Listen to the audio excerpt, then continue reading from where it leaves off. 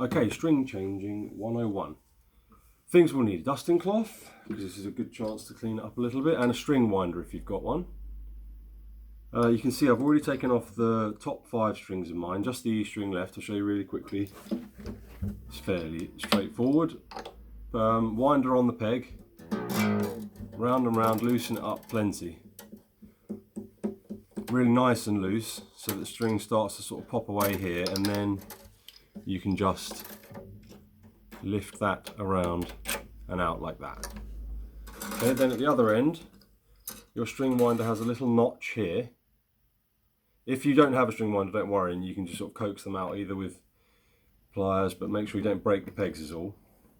But that fits over there like that, and then you can sort of lever it out without too much difficulty, I hope.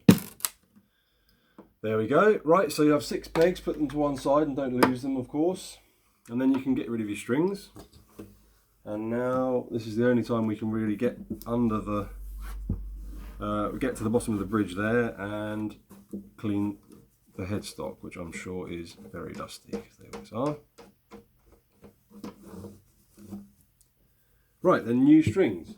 We'll start with the lightest string first. That's the high E string. Now you should have coloured ends, and the packet should tell you which one's which. Usually, almost always, it will be a silver ball end for the high E string, which of course is this one. Right, so string in the hole followed by the pin. Now the trick here is, this is going to be a bit difficult to show you on the camera. You kind of rest the pin in the ball in the hole there, and then guide it in with the pin. But the trick is that the pin has to slide past the string, and the coil, I'm not sure if you'll be able to see this or not, the coil on the string is still visible there. I'll take it out and show you again. So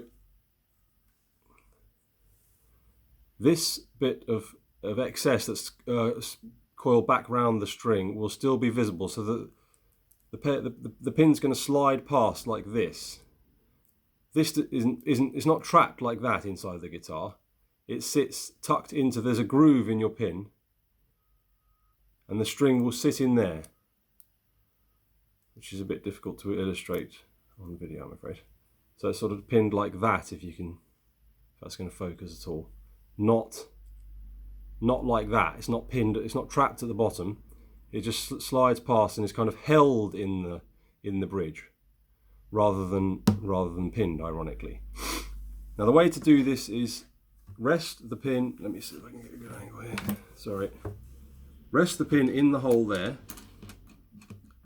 and then with the groove facing up towards the neck, slide it in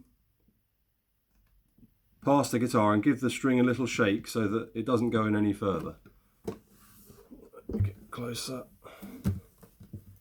Hope you can see there that that coil I pointed to before is still visible, so that the peg is sliding, the pin is sliding past the string there, and you should still see that little spool there. If you can't get it to do that, don't worry, it will probably, in the end, once you tighten it, it will pop out. So it won't matter too much anyway. Right, now to the other end. So that should be, oh, last thing, don't force the pin in. It doesn't need to be in hard, it just sort of will slide until it stops and then sit there pretty happily, especially if you've managed to get it to pass the pin properly. Now how to measure the length here's a little trick for you, right? So we're obviously going into this peg, this is the high E peg, but we're going to use the next one along to measure it and create a kink to make it easier to wind it up.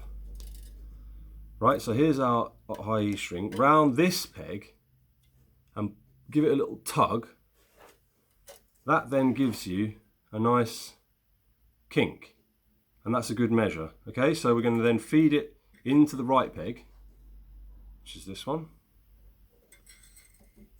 all the way down to the kink,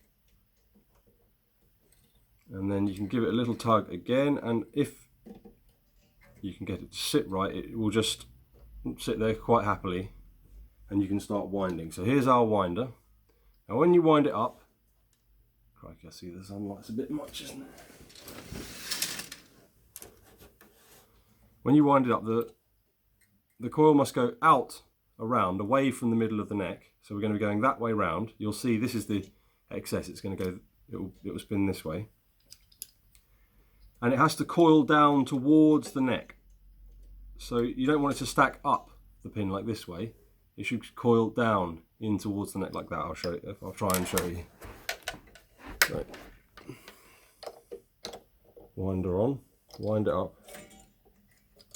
Now you can see, I hope you can see, that this is above the string on the neck there, on the fretboard I mean. Round I go like that. Give it a little tighten, sorry. And make sure it's coiling underneath. I'm just going to tighten it a bit and then I'll try and show you what I mean.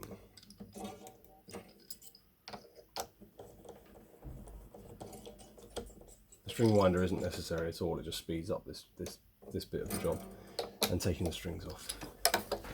Right now,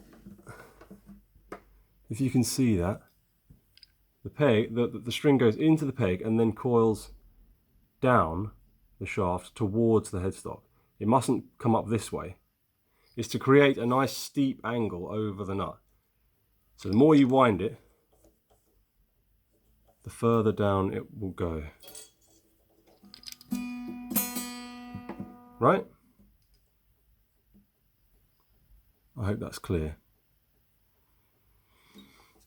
Okay, and that's that one done. We'll do one more, shall we?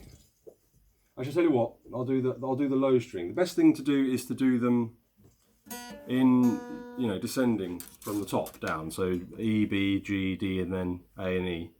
I'm going to jump straight to the bottom string though, because it's so much thicker, you don't need so much excess here. I mean, it's all not too much of an issue, but right. So when we feed it in, remember we're looking for this little, this little recoil back up here, still visible next to the pin once it's in the hole. Right, so this one obviously goes in on the other end because it's the high E string. The peg goes in after it and slides past the string. It doesn't carry the string with it, remember, it slides past the string and then just sits in the hole, and the tension and the angle at which it's sitting will hold it there fine. Right, now because this string is so much heavier, we're going into this peg, of course. This is the low E, right? So we've got the high one, B, G, so you work your way around like that. I've jumped all the way to the low E string, so I'm going to tighten it to this peg. And we're going to measure, before I said to bend it on the next peg up, you don't need quite so much on this one because it's so much thicker, so the coil will be much wider. So I'm just going to measure to, give it a couple of inches, say. I'll put my thumbnail there and bend it over to make that little kink. Sorry, focusing's a bit of a pain. Right, and then we can feed it into the low E peg. Right, and then if you can see that, tuck the string sort of proper. This is the excess, and this is the actual string. Tuck that underneath. So when you start to wind it up, it's coiling down. Sort of on the wrong side, aren't I? That should, I hope, be clearer what I meant about the way it coils. Where's my winder? Here we go.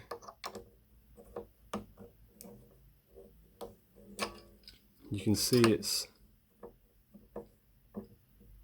In fact, I'll wind it up and then show you the profile.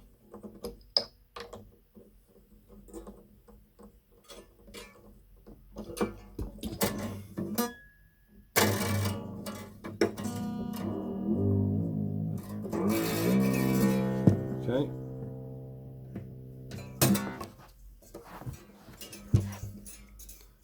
Other way. Sorry about all this malarkey. Right, is that clear? It's coming over the nut here, and then it's coiled down from the hole in the peg.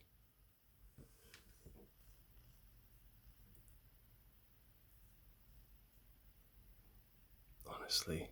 Well,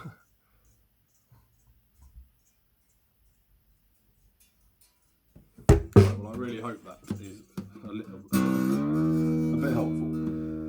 Right, so once you've got them all on, oh crumbs, obviously you do them all in turn and have the 6 strings done, and then you can tune it up to pitch. Now, last tip, once you've tuned it, give those strings, put them all on, tune them up to pitch with your tuner, and then give them a really good stretch. Take hold of each string at about 12th fret, look, right in the middle, and give it a good tug like that. No need to be afraid of it. That will shake out any excess, because there's lots of slack in the string. Give it a good old wobble, then tune it again, and you can stretch it again if you like, and then tune it again. And it will settle down in half an hour or so and hold tune with luck. Okay, well, very good luck.